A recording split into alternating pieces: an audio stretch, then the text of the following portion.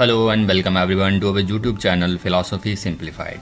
Political philosophy series का ये next lecture है जिसमें आज हम डिस्कस करेंगे जो कॉन्सेप्ट वो रहेगा फ्रीडम ऑफ एक्सप्रेशंस, मतलब अपने विचारों को व्यक्त करने की आज़ादी। Freedom to express, that is freedom of expressions, व्यक्त करने की आज़ादी। अगर हम जो फ्रीडम टू एक्सप्रेशंस है, जहाँ जो फ्रीडम टू एक्सप्रेस है, it is one of the fundamental rights. पर अगर हम इंडियन कॉन्स्टिट्यूशंस की बात करें, जो पार्ट 3 ऑफ इंडियन कॉन्स्टिट्यूशंस है that deals with fundamental rights, और इसके टोटल 7 पार्ट्स हैं। आर्टिकल 12 to 35 जो हैं वो फंडामेंटल राइट से डील करते हैं। टोटल 7 पार्ट्स हैं इसके। जैसे फर्स्ट पार्ट देखें, राइट टू इक्वालिटी, इसमें आर्टिकल 14, 15, 16, 17 एंड 18 डील करते हैं इससे। Right to freedom, article 19, 20, 21, 22। Right against exploitations, article 23 and 24। Right to freedom of religions, article 25, 26, 27 and 28।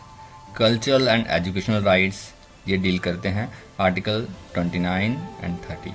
और right to property, article 31 and right to constitutional remedies, article 31। और बाकी के जो rights हैं वो भी फंडामेंटल राइट्स में ही इंक्लूड होते हैं। तो टोटल आर्टिकल 12 से लेके आर्टिकल 35 जो है वो फंडामेंटल राइट से डील करते हैं। तो हमारा जो आज का फोकस है ये रहेगा सेकंड फंडामेंटल राइट जो है, that is right to freedoms, क्योंकि जो फ्रीडम ऑफ एक्सप्रेशंस है ये अंडर आर्टिकल 19 आता है। और अगर 19 जो आर्टिकल 19 है उसको अगर हम देखें वो किसका पार्ट है, राइट टू फ्रीडम। आर्टिकल जो 19 है इसका जो फर्स्ट पार्ट है वो क्या बोलता है, freedom of speech and expressions. Freedom of speech and expression जो आज का हमारा टॉपिक है।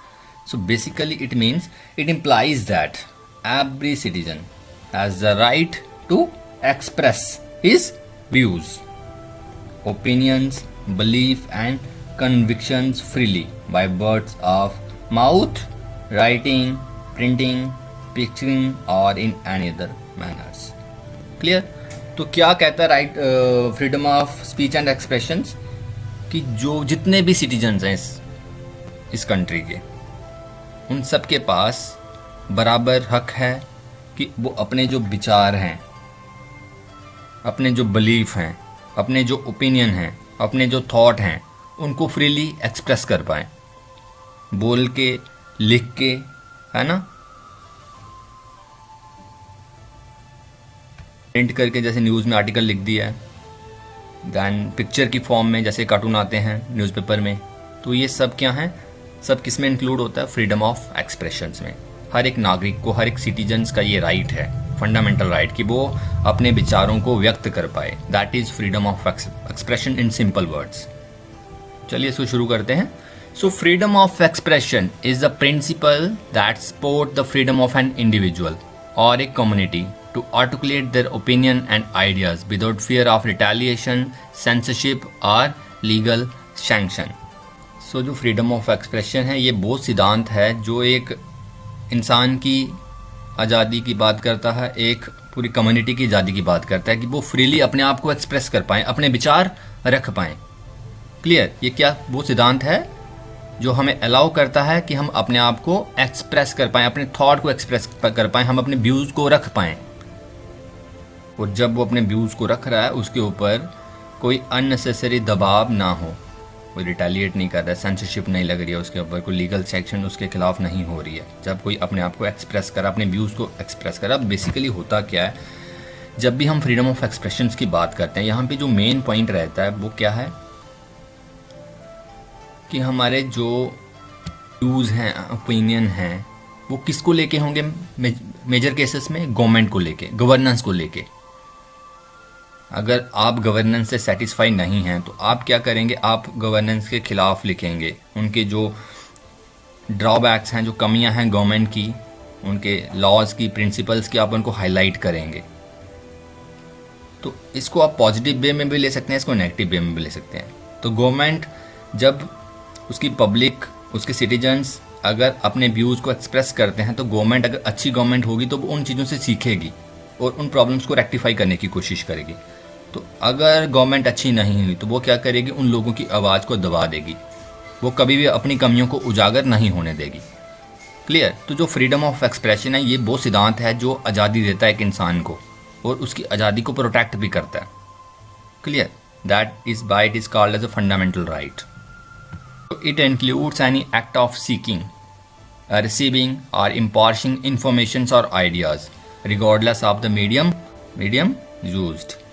सो इसमें सब चीज़ें आ जाती हैं, कैसे इन्फॉर्मेशन आप गेन कर रहे हैं, खुद मतलब सीख कर रहे हैं, है ना, पाना चाहते हैं। रिसीव की इन्फॉर्मेशन आपने, फिर देन उसको इन्फॉर्मेशन को फैलाया, लोगों तक लेके गए आप उस चीज़ को। जैसे आरटीआई है फॉर एग्जांपल। आरटीआई क्या है? एक मीडियम है जिसके थ्रू आप इन्फॉर्मेशन गेन कर सकते हैं और उसको लोगों में बांट सकते हैं, जिससे लोगों में क्या आए, अवेयरनेस आए चीज़ों को लेके, प्रॉब्लम्स को लेके। क्लियर। तो ये अलग अलग मीडियम हो सकते हैं यहाँ पे, जैसे हमने बात की थी कि वर्बल फॉर्म में हो सकता है, राइटिंग की फॉर्म में हो सकता है, प्रिंटिंग की फॉर्म में हो सकता है, पिक्चरिंग की फॉर्म में हो सकता है। Clear. This is all about freedom of expressions. ये वो सिद्धांत है जो एक इंसान को आज़ादी देता है और उसकी आज़ादी को प्रोटेक्ट भी करता है कि वो अपने आप को फ्रीली, अपनी बातों को फ्रीली रख पाए। सो अगर इंटरनेशनल लेवल पे हम बात करें तो जो freedom of expression is recognised as a human right in the universal declaration of human rights. इसको भी क्या मतलब, जो universal declaration of human rights है, ये एक यूएनओ की बॉडी है, यूएनओ का प्रिंसिपल है, सिद्धांत है। तो इन्होंने भी जो ह्यूमन राइट्स हैं उसमें इंक्लूड करके रखा हुआ फ्रीडम ऑफ एक्सप्रेशंस को, कि ये बेसिक राइट है हर एक इंसान का कि वो अपने आप को एक्सप्रेस करे, अपने व्यूज़ को एक्सप्रेस करे, अपने ओपिनियन को एक्सप्रेस कर पाए फ्रीली, उस पर कोई दबाव नहीं होना चाहिए। आर्टिकल 19 मतलब इंडियन कॉन्स्टिट्यूशन का भी आर्टिकल 19 है, और जो universal declaration of human rights है इसका भी आर्टिकल 19 जो है वो ये कहता है कि everyone shall have the right to hold opinions without interference. कि मुझे आज़ादी है, मैं कोई भी अपना व्यू रख सकता हूँ, कैसा भी व्यू रख सकता हूँ। And everyone shall have the right to freedom of expression. सबके पास आज़ादी है विचारों की। This right shall include freedom to seek, receive and impart information and ideas of all kinds, regardless of frontier, either orally in writings or in print, in the form of art or through any other media of his choice. Clear. In the Indian Constitution too, Article 19 guarantees 6 freedoms in the nature of civil rights, which are available only to citizens of India. Freedom of speech and expression is included in them and is a fundamental right of every Indian citizens. जो Article 19 है ये कितनी मतलब basic जो हमें freedoms दे रहा है, 6 type की फ्रीडम देता है। उनमें क्या क्या था? जो फर्स्ट है वो तो right to freedom of speech and expression ही रहता है, तो 5 और हैं, उनको भी देख लेते हैं हम।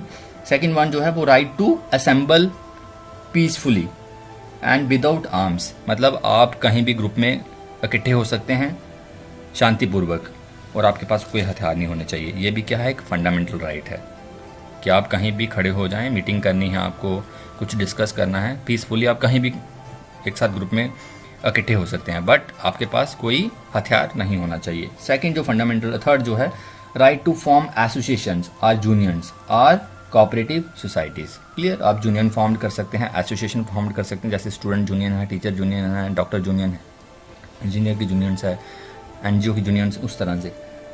फोर्थ वन है right to move freely throughout the territory of India, है ना, जो एक इंडियन सिटीजन है वो किसी भी स्टेट में मज़े से घूम सकता है फ्रीली। ये भी क्या एक फंडामेंटल राइट है। Then right to reside and settle in any part of the territory of India, ये भी एक फंडामेंटल राइट है कि आप इंडिया के किसी भी पार्ट में जाके रह सकते हैं। जैसे जम्मू कश्मीर में आर्टिकल 370 था, तो ये इस चीज़ को रिस्ट्रिक्ट करता था। हम जम्मू वाले बाहर जाके रह सकते थे, बट बाहर वाले यहाँ आके नहीं रह सकते थे। सो बीइंग ए इंडियन, अब 370 रिमूव हो चुका और बाहर वाले लोग भी यहाँ पे आके रह सकते हैं। क्लियर। ये भी क्या एक फंडामेंटल राइट्स, मतलब free to register in anywhere in the country. और लास्ट वन जो है that is right to practise any profession और to carry on any occupation, trade और बिजनेस। और ये भी एक फंडामेंटल राइट है कि आप कोई भी काम कर सकते हो, कोई भी प्रोफेशन चूज कर सकते हो, कोई भी वर्क कर सकते हो। तो ये 6 फंडामेंटल राइट्स हैं जो आर्टिकल 19 के अंदर आते हैं। क्लियर। उनमें से जो एक है वो है freedom of speech and expressions, जिस पे हमारा सारा फोकस रहेगा। So the right to free speech is thus an extension of the right to individual freedoms. Clear. Free speech का मतलब क्या है? जो इंडिविजुअल फ्रीडम है उसको फर्दर एक्सटेंशन है कि एक इंसान बिल्कुल फ्री है, जैसे मतलब मिल बात करते हैं, जॉन स्टॉर्ट मिल वहाँ पे जो हमने लिबर्टी का कॉन्सेप्ट इनका देखा, वहाँ पे उन्होंने क्या देखा, वो इंडिविजुअल लिबर्टी की बात करते थे, they are the proponent of individual liberty. और जो इंडिविजुअल लिबर्टी है वहाँ पे इसमें और एक मतलब वो पंख लगा रहे हैं उसमें, क्या कि जो फ्री स्पीच है, एक इंसान अपने व्यूज़ को, अपने ओपिनियंस को फ्रीली एक्सप्रेस कर सकता है। But the question arise whether free speech has any limits. जैसे इंडिविजुअल फ्रीडम पे भी लिमिट थी ना, इंडिविजुअल फ्रीडम पे भी क्या होती है, लिमिट होती है। कब लिमिट लगेगी, जब आपकी फ्रीडम दूसरों लोगों की फ्रीडम डिस्ट्रॉय कर दी है, जब आपकी फ्रीडम दूसरों के लिए खतरा बन जाए, तब उस पर रिस्ट्रिक्शंस लगाना जरूरी हो जाती हैं। अदरवाइज जब तक आपकी एक्शन से, आपकी फ्रीडम से कोई किसी पे कोई गलत इम्पैक्ट नहीं पड़ रहा है, तो हम आपकी फ्रीडम को डिस्ट्रॉय नहीं कर सकते। बट अगर आप ऐसे एक्ट कर रहे हैं आउट ऑफ फ्रीडम कि दूसरों की फ्रीडम डिस्ट्रॉय हो रही है या दूसरों की लाइफ डिस्ट्रॉय हो रही है, तो आपकी फ्रीडम पे रिस्ट्रिक्शंस लगाई जा सकती हैं। इसलिए जो इंडिविजुअल लिबर्टी है वहाँ भी कुछ रिस्ट्रिक्शंस होती हैं, और यहाँ पे जब आप फ्रीडम ऑफ एक्सप्रेशंस की बात करते हैं, यहाँ भी थोड़ी सी रिस्ट्रिक्शंस होनी चाहिए। क्या होती हैं? क्या डेफिनेटली होती होंगी, बट होनी चाहिए क्या? पॉइंट ये है, क्यों होनी चाहिए? अगर होनी चाहिए तो आप कुछ भी बकवास कर सकते हैं क्या? ज़रूरी नहीं है आप मीनिंगफुल बातें ही कर रहे हैं। आपके पास ये आपका फंडामेंटल राइट है कि आप कुछ भी बोल सकते हैं, आप कुछ भी लिख सकते हैं, आप कुछ भी पब्लिश कर सकते हैं। बट क्या वो जो कुछ भी है, अगर वो आपकी कंट्री के खिलाफ है, रिलीजन के खिलाफ है, जो कंट्री की हारमोनी है, पीस है, बैलेंस है, अगर आपके लिखने से वो ख़राब हो रहा है, क्या आपको लिखने की आज़ादी होनी चाहिए? क्या आपकी वजह से अगर सोसाइटी में इनबैलेंस हो रहा है, सोसाइटी का बैलेंस ख़राब हो रहा है, क्या आपके पास वो आज़ादी होनी चाहिए? तो यहाँ पे ये क्वेश्चन आ जाता है कि क्या फ्रीडम ऑफ एक्सप्रेशन पे रिस्ट्रिक्शंस होनी चाहिए कि नहीं होनी चाहिए। So in other words, do we have an absolute right to free speech? क्या कोई एब्सोल्यूट फ्रीडम होनी चाहिए जहाँ उस पर थोड़ी सी रिस्ट्रिक्शंस होनी चाहिए? ये ऐसी भाई अच्छी बातें करिए, आपको आप फ्री हो। जब भी आप कुछ ऐसा करेंगे जिससे सोसाइटी की जो फैब्रिक है ना, वो डिस्ट्रॉय हो, पीस डिस्ट्रॉय हो, हारमोनी इनबैलेंस हो रही है, तो आप पे रिस्ट्रिक्शंस इम्पोज करनी चाहिए। तो हम मिल के अकॉर्डिंग यहाँ पे देखने की कोशिश करेंगे। सो जैसे मिल को हमने देखा ही है, मिल पॉजिटिव और नेगेटिव लिबर्टी की बात करते हैं। मिल ने बात की है self recording actions and other recording actions की, कि जो अगर आपके एक्शंस का इम्पैक्ट दूसरों पे गलत नहीं पड़ रहा है ना, तो वहाँ पे रिस्ट्रिक्शंस नहीं होनी चाहिए। सेल्फ रिकॉर्डिंग एक्शंस क्या होते हैं, जिन पर इम्पैक्ट सिर्फ मेरे पे पड़ता है, तो वहाँ पे किसी को कोई तकलीफ नहीं है, तो वहाँ पे मुझे एब्सोल्यूट फ्रीडम चाहिए। बट जो अदर रिकॉर्डिंग एक्शंस हैं, जहाँ पे मेरे एक्शंस का इम्पैक्ट दूसरों पे पड़ रहा है, वहाँ पे गवर्नमेंट चाहे तो कुछ रिस्ट्रिक्शंस इंपोज कर सकती है। तो चलिए मिल को देखते हैं पहले। In his book on liberty, तो मिल की बुक का नाम क्या था? On liberty. John Stuart Mill argue that silencing any opinion is wrong. क्या बोलते हैं वो? Silencing any opinion is wrong. कोई भी ओपिनियन है, कोई भी बिलीफ है, कोई जो एक्सप्रेशंस हैं किसी के, चाहे राइटिंग के फॉर्म पे चाहे वर्बल फॉर्म में, उनको साइलेंस करना, उनको रोकना, उनको दबाना बिल्कुल गलत है। Even if the opinion is false, मैं जो बोल रहा हूँ बेशक वो गलत है, तो भी हमें उनको दबाना नहीं चाहिए। Because knowledge arise only from the collision of truth with error. तो मिल क्या बोलते हैं कि नॉलेज जो है, true knowledge, real knowledge arise ही कब होता है? जब जो ट्रू नॉलेज और फॉल्स नॉलेज दोनों का कोलिजन होता है। क्योंकि जो ट्रू है वो तब तक ट्रू नहीं है जब तक जो फॉल्स नॉलेज है उसको वो हरा ना दे। जब दोनों का कोलिजन होगा, ट्रू और फॉल्स का, तो जो रियल नॉलेज है वो सामने आ जाएगा। ट्रू नॉलेज सामने तभी आता है जब क्या होता है, फॉल्स नॉलेज और एरर का क्या होता है, कोलिजन्स। तो ये मिल के व्यू हैं कि हमें अगर कोई गलत भी बोल रहा है तो उसके ओपिनियन को सप्रेस नहीं करना चाहिए, उन ओपिनियंस को एक्सप्रेस करने का मौका दिया जाना चाहिए। और वो कहते हैं कि जो नॉलेज है, रियल नॉलेज, वो आता ही तब है जब फॉल्स नॉलेज के साथ वो कोलाइड होता है, और जो रियल नॉलेज है वो डोमिनेट करता है फिर उसको। According to Mill, individuals are bad at discovering the truth. Most of us hold strong opinions without the evidence or expertise to back them up. Mill क्या कहते हैं कि individuals are bad at discovering the truth. Most of us hold strong opinion without the evidence or expertise to back them up। मतलब कि जो बड़े सारे लोग हैं, they are not good at discovering the truth। मतलब वो अच्छे लोग नहीं हैं कि वो ट्रूथ को डिस्कवर कर पाएँ। क्यों? लॉजिक नहीं है, टेक्निक्स नहीं है, इंटेलिजेंसी नहीं है उस टाइप की कि वो सही को सही और गलत को गलत देख पाएँ।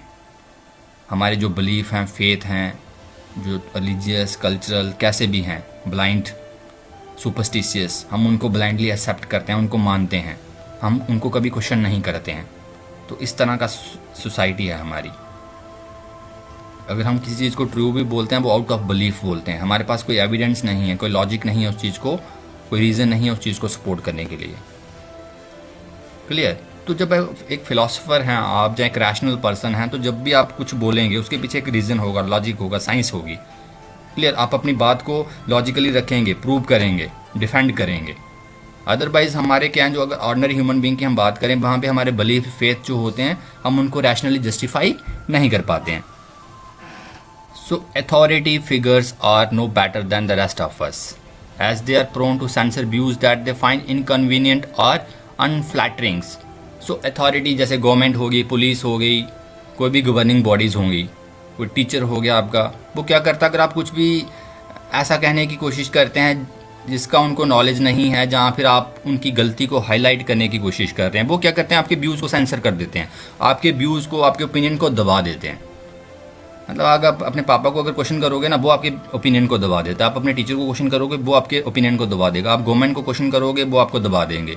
यही चलता है सोसाइटी में। बेसिकली ये क्या है, वायलेशन है किसका, जो आपका फंडामेंटल राइट है, freedom of speech and expressions. This is why free speech is imperative in a society with strong norms of free speech. We will encounter dissenting points of view that motivate us to rethink our opinions. So, इसीलिए जो हमारी free speech है वो क्या एक मतलब important चीज़ हो जाती है, आवश्यक हो जाती है, पर्टिकुलरली उस समाज के लिए, सोसाइटी के लिए जहाँ पे जो फ्री स्पीच को लेके काफ़ी स्ट्रॉन्ग नॉर्म्स हैं, स्ट्रॉन्ग प्रिंसिपल्स हैं, ओपिनियंस हैं, स्ट्रॉन्ग लॉज हैं। इसलिए हमें बोलने से पहले 100 बार सोचना पड़ता है, लिखने से पहले 100 बार सोचना पड़ता है कि क्या बोलूँ, क्या लिखूँ। क्यों? क्योंकि अगर आप कुछ भी ऐसा लिखते हैं, कुछ भी ऐसा गलत बोलते हैं, तो आपके ओपिनियन को सप्रेस करने की कोशिश की जाएगी। For we must allow all speech, even defence of false claim and conspiracy theories, even if some of these are offensive to us. मतलब इसलिए ज़रूरी हो जाता है कि हम सबको बोलने का अधिकार दें, है ना। इवन इफ़ कोई झूठा इंसान है, अगर वो अपनी बात को रख रहा है ना लॉजिकली, उसको भी रखने दें। कब तक वो रख सकता है? कोई कंस्पायरेसी थ्योरीज हैं, जैसे कोई भी मतलब ओपिनियन बिल्ड कर रहे हैं। कंस्पायरेसी थ्योरीज होती क्या है बेसिकली, जो मतलब रैशनल ग्राउंड पे फिक्शनल थ्योरीज बिल्ड की जाती हैं कि ऐसा हो सकता है, ऐसा हो सकता है, ऐसा हो सकता है ना। Even if some of these are offensive to us. तो ऐसा मिल का व्यूज़ था कि सोसाइटी को चाहिए कि वो एक इंडिविजुअल को कंप्लीट फ्रीडम दे, जिससे वो अपने आप को फुली एक्सप्रेस कर पाए। इवन इफ़ वो अगर गलत भी है उसको, तो भी अपने आप को डिफेंस करने का मौका देना चाहिए। ये मिल के व्यूज़ है इस तरह से। So this is by the article 19 of universal declaration of human rights has been amended to state that the exercise of the right of freedom of expression carries special duties and responsibilities and may therefore be subject to certain restrictions when necessary for respect of the right of reputation of others or for the protection of national security or the public order or of public health or morals. काफ़ी popular thinkers हैं, इनके opinion की वजह से, इनकी philosophy की वजह से जो UDHR है, उन्होंने अपना जो आर्टिकल 19 था उसको भी अमेंड किया था और ये कहा था, जब आप ये जो प्रिंसिपल है freedom of speech and expression, जब आप इसको यूज़ करते हैं तो आपके पास सिर्फ राइट्स नहीं हैं, ये आपका राइट तो है, इसके साथ ही क्या आता है, कुछ ड्यूटीज़ भी आती हैं आपकी, कुछ रिस्पॉन्सिबिलिटीज़ भी आती हैं। मतलब आपका ये राइट है कि आप अपने आप को एक्सप्रेस कर सकते हैं, बट उस राइट के साथ आपकी कुछ ड्यूटीज़ भी हैं टूवर्ड सोसाइटी, टूवर्ड नेशंस, है ना, कुछ रिस्पॉन्सिबिलिटीज़ भी हैं। तो उन चीज़ों को दिमाग में रख के ही हमें अपने आप को एक्सप्रेस करना चाहिए, अपने ओपिनियन को एक्सप्रेस करना चाहिए, अपने व्यूज़ को एक्सप्रेस करना चाहिए। इसलिए जब ऐसा होगा तो वहाँ पे कुछ रिस्ट्रिक्शंस भी होंगी जहाँ ज़रूरी होंगी। जैसे हमें दूसरों के राइट्स जो हैं, दूसरों की जो रेपुटेशंस है उसका भी ध्यान रखना चाहिए। जो कंट्री है उसकी जो सिक्योरिटी है, इंटरनल सिक्योरिटी, उसका भी ध्यान रखना चाहिए कि हमें कुछ ऐसा नहीं बोलना है जिससे दूसरों की इज्जत को फ़र्क पड़े, है ना, दूसरों के राइट्स को फ़र्क पड़े, जो कंट्री की जो इंटीग्रिटी है उसको फ़र्क पड़े, चाहे जो जनरल पब्लिक है उसकी जो मेंटल हेल्थ है, मॉरल हेल्थ है, उसको फ़र्क पड़े। मतलब आप ना कुछ भी बनाएंगे आप, फॉर एग्जांपल जैसे टिकटॉक है, कुछ भी बकवास करेंगे आप, तो नहीं, उसका आप कुछ भी जो बोल रहे हैं, कुछ भी जो डिस्प्ले कर रहे हैं स्क्रीन पे, न्यूडिटी, पोर्नोग्राफी और एनीथिंग एल्स, उसका इम्पैक्ट क्या पड़ रहा है सोसाइटी पे। आप तो फ्री हैं, आप कुछ भी कर सकते हैं, बट आपकी ड्यूटीज़ भी बनती हैं, आपकी रिस्पॉन्सिबिलिटी बनती है कि आप जो भी करें उसका दूसरों पे गलत इम्पैक्ट ना पड़े, मॉरल हेल्थ पे, मेंटल हेल्थ पे। क्लियर? तो इन सब चीज़ों का हमें ध्यान रखना पड़ता है जब भी हम अपने आप को फ्रीली एक्सप्रेस करते हैं। कंट्री को दिमाग में रखिए, दूसरे पर्सन को दिमाग में रखिए, दूसरे पर्सन की जो मेंटल हेल्थ है, मॉरल हेल्थ है, उसको दिमाग में रखिए, तब अपने आप को एक्सप्रेस करिए। You are totally free. Similar restrictions are there with respect to the freedom of speech and expressions given under the Indian constitutions as well. तो जैसे जो universal declaration of human rights हैं, वहाँ पे उन्होंने कुछ रिस्ट्रिक्शंस इम्पोज की हैं, उसी तरह से जो इंडियन कॉन्स्टिट्यूशन है वहाँ भी कुछ रिस्ट्रिक्शंस भी हैं। फंडामेंटल राइट तो है, बट ड्यूटी साथ साथ चलती हैं, तभी बोलते हैं ना, जहाँ राइट्स होंगे वहाँ ड्यूटीज़ भी साथ में होंगी, और जहाँ ड्यूटीज़ होंगी वहाँ रिस्पॉन्सिबिलिटीज़ होंगी। इसलिए सिर्फ राइट्स की बात मत करिए। जब आप अपने राइट्स को यूज़ करते हैं तो आपको अपनी ड्यूटीज़ हमेशा याद रखनी है।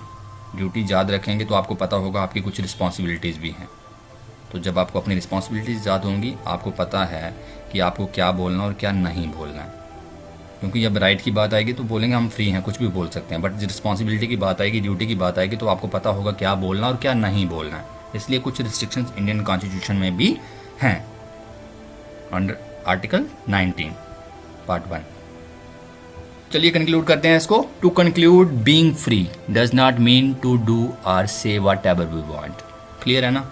ये तो हमने देख ही लिया पहले भी कि फ्रीडम का मतलब ये हरगिज़ नहीं है कि आप कुछ भी बोल सकते हैं और कुछ भी कर सकते हैं। We cannot go into an office and use insulting, offensive words towards someone and expect to get away with it because of freedom of speech. तो मतलब अभिव्यक्ति की जो आज़ादी है, फ्रीडम ऑफ जो एक्सप्रेशंस है, इसका ये हरगिज़ मतलब नहीं है कि आप किसी के घर पे चले जाएं, किसी के ऑफिस में चले जाएं और आप बदतमीजी करना शुरू कर दें और आप वहाँ से मज़े से वापस आ जाएं। नहीं, ऐसा तो नहीं छोड़ेगा कोई आपको फिर, अगर आप बकवास करेंगे तो। Clear? School, colleges, universities, organizations, companies and even websites have rules and codes of conduct which should be respected by all citizens. मतलब कोई भी इंस्टीट्यूशंस ले लो आप, कोई भी वेबसाइट ले लीजिए आप, कोई भी इंस्टीट्यूशन ले लीजिए, हॉस्पिटल है, वहाँ भी सर्टेन गाइडलाइंस होती हैं, नॉर्म्स होते हैं, प्रिंसिपल्स होते हैं, पुलिस स्टेशन है, स्कूल है, हॉस्पिटल है ना, कहीं भी चले जाइए आप, उनके कुछ अपने प्रिंसिपल्स होते हैं, अपनी गाइडलाइंस होती हैं। और जब भी आप वहाँ पे जाएँ, पार्क में जाते हैं, उनकी अपनी गाइडलाइंस हैं, है ना, मेडिटेशन हॉल में जा रहे हैं, उनकी अपनी गाइडलाइंस हैं। अब जो पार्क वाला बिहेवियर आप मेडिटेशन हॉल में नहीं कर सकते, और जो मेडिटेशन हॉल वाला बिहेवियर है वो पार्क में नहीं हो सकता। दोनों बिहेवियर अलग है। किसी की डेथ हुई है, वहाँ पे आपका बिहेवियर अलग होना चाहिए, और शादी में गए हैं, वहाँ बिहेवियर अलग होना चाहिए। तो मतलब कोड ऑफ कंडक्ट है, कैसी बात कहाँ करनी है वो सब आपको क्लियर होना चाहिए। That is freedom of expressions. जब आपको अपने राइट्स भी क्लियर, अपनी ड्यूटीज़ भी क्लियर, अपनी रिस्पॉन्सिबिलिटीज़ भी क्लियर हैं, तो जो भी प्रिंसिपल नॉर्म्स होते हैं हर एक इंस्टीट्यूशंस के, ऑर्गेनाइजेशंस के, उनको हमें फॉलो करना चाहिए। Bullying and harassing pupils with words are not allowed even if it is on the phone or online, है ना। किसी से बदतमीजी में बात करना, हराश करना बेवजह किसी को, चाहे वो वर्बली फेस टू फेस है, जहाँ ईमेल के थ्रू, व्हाट्सएप पे, किसी मतलब जो मैसेज कर रहे हैं आप, अननेसेसरी लोगों को करते रहते हो आप, क्या ये freedom of expression? That doesn't mean कि आप किसी को भी मैसेज करेंगे। तो इस तरह की हरकतें हमें नहीं करनी चाहिए। ये फ्रीडम ऑफ एक्सप्रेशन हर चीज़ ऐसा नहीं बोलता, तभी तो आपको उठा के जेल में डाला जाता है फिर जब आपकी कंप्लेन लगती है। तो we need to set limits to the freedom of speech so as to protect people from harm. तो इसलिए गवर्नमेंट की ड्यूटी बनती है, जो गवर्निंग बॉडीज़ हैं उनकी ड्यूटी बनती है, कुछ लिमिट्स लगाई जाएँ फ्रीडम ऑफ स्पीच पे, जिससे जो अदर लोग हैं, अदर ऑर्गेनाइजेशंस हैं, उनको हार्म से बचाया जा सके। This is all about freedom of expressions. तो यहाँ पे सबकी ड्यूटी बनती है, वो चाहे न्यूज़ रिपोर्टर्स हैं, जैसे कि एग्जांपल लेते हैं हम फ्रीडम ऑफ एक्सप्रेशन, तो न्यूज़ रिपोर्टर की ड्यूटी बनती है कि वो भाई सारी चीज़ें लाइव दिखाएं, जो भी चीज़ जैसी हो रही है वैसी दिखाएं। बट हर बार ऐसा ज़रूरी नहीं होता है। जैसे जो जूलियन असांजे एक एक्टिविस्ट हैं, इनकी वेबसाइट थी एक विकीलीक्स। क्लियर। इन्होंने क्या किया था, यही फ्रीडम ऑफ एक्सप्रेशन के नाम पे इन्होंने क्या किया, जितनी भी गवर्नमेंट जो है वर्ल्ड की, वो जितने भी गंदे काम करती हैं ना, सारे उन्होंने उठा के अपनी वेबसाइट पे डाल दिया डाटा। मतलब जितने भी गंदे काम करती हैं ये। फॉर एग्जांपल जैसे हम एक एग्जांपल इंडिया की लेते हैं, जो एनडीटीवी की एक एंकर है बरखा दत्त। तो जब 1999 में करगिल में वार हो रही थी, तो वहाँ पे बरखा दत्त ने क्या किया था, जो हमारे इंडियन सोल्जर्स हैं इनकी जो लोकेशंस हैं डिस्क्लोज की थी, वॉकी टॉकी यूज़ कर रही थी, उसकी वजह से पाकिस्तान को इंडियन सोल्जर्स की लोकेशन पता चल रही थी, लाइव इसने लोकेशन दिखाई थी और उन्होंने इंडियन सोल्जर को टारगेट किया था। तो मतलब यहाँ पे कुछ जो है मतलब जो न्यूज़ रिपोर्टर्स हैं इनकी भी ड्यूटी बन जाती है कि उनको क्या दिखाना और क्या नहीं दिखाना, कब क्या दिखाना चाहिए, कब क्या नहीं दिखाना चाहिए। और जैसे हम जूलियन असांजे की बात कर रहे हैं, जो विकीलीक्स के फाउंडर हैं, उन्होंने ये रिपोर्ट भी अपनी वेबसाइट पे अपलोड की हुई है, ये आर्टिकल, कि बरखा दत्त ने इस तरह से किया था। तो बाकी जो गवर्नमेंट्स हैं वर्ल्ड की, उन्होंने उन सब की जो इस तरह की इन्फॉर्मेशंस थी, जो गवर्नमेंट गलत काम करती हैं, वो सारे अपनी वेबसाइट पर डालते थे। तो आज वो जेल में हैं। उन्होंने जो काम किए वो लोगों के वेलफेयर के लिए हैं, वो गवर्नमेंट के अगेंस्ट हैं। बट क्या जूलियन असांजे जो है वो ओवरऑल लोगों के वेलफेयर की बात कर रहा है, वो गवर्नमेंट के वेलफेयर की बात नहीं कर रहा, वो लोगों के वेलफेयर की बात कर रहा है। और क्या जूलियन असांजे सही है या गलत है?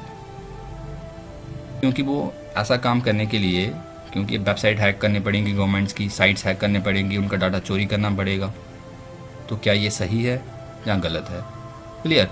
तो फ्रीडम ऑफ एक्सप्रेशंस आपको कितनी फ्रीडम देता है, आप क्या कर सकते हैं? क्लियर। Thanks for watching.